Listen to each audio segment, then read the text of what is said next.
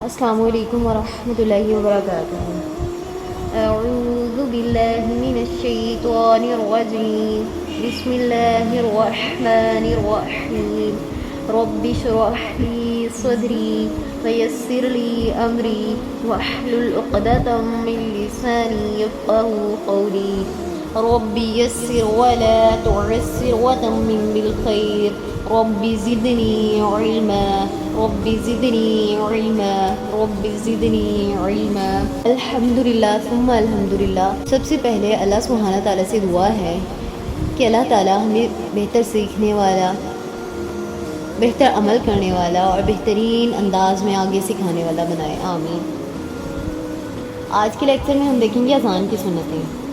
اذان کی سنتیں 5 ہیں، جیسے کہ امام ابن القیم نے زاد المعاد میں ذکر کیا ہے، اور وہ یہ ہیں: اذان کا جواب دینا، چنانچہ سننے والا وہی الفاظ کہے جو مؤذن کہے، سوائے حی علی الصلاۃ اور حی علی الفلاح کے۔ ان کی جواب میں لا حول ولا قوۃ الا باللہ کہنا ہوگا۔ بخاری اور مسلم کی یہ روایت ہے، اور اس کی فضیلت یہ ہے کہ اس سے پڑھنے والے کے لیے جنت واجب ہو جاتی ہے، جیسے کہ صحیح مسلم میں موجود ہے۔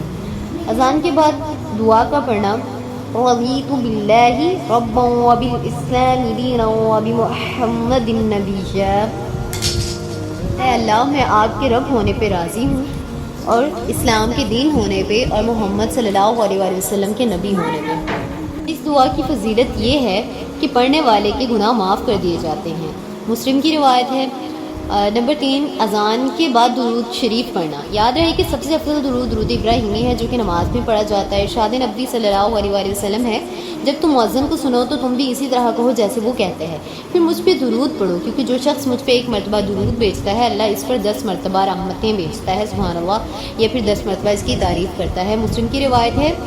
اور نمبر 4 ہے درود شریف پڑھنے کے بعد درجہ ذیل دعا کا پڑھنا: اللہم رب هذه الدعوة التامات والصلاة القائمة آت محمد الوسيلة والفضيلة وبعثه مقاما محمودا الذي وعدته۔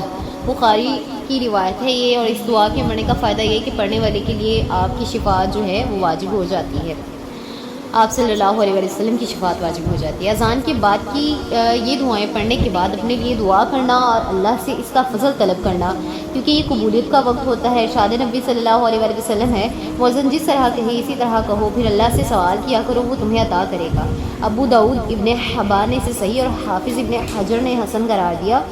درجہ بالا 5 سنتوں پر اگر ہر اذان کے وقت عمل کیا جائے تو یہ دن اور رات میں اذان کی 25 سنتوں پر عمل ہو سکتا ہے، سبحان اللہ۔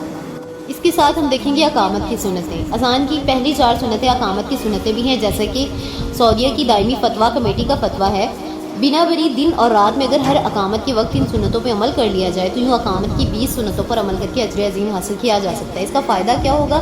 سنت یہ ہے کہ اقامت سننے والا بھی اسی طرح کہے جس طرح اقامت کہنے والا کہتا ہے، سوائے حی علی الصلاۃ اور حی علی الفلاح کہ ان میں لا حول ولا قوت الا باللہ کہے گا، اور قد قامت الصلاۃ کے جواب میں بھی قد قامت الصلاۃ ہی کہے گا، نہ کہ اقامہ اللہ و ادامہ، کیونکہ اس بارے میں جو حدیث ذکر کی جاتی ہے وہ ضعیف ہے۔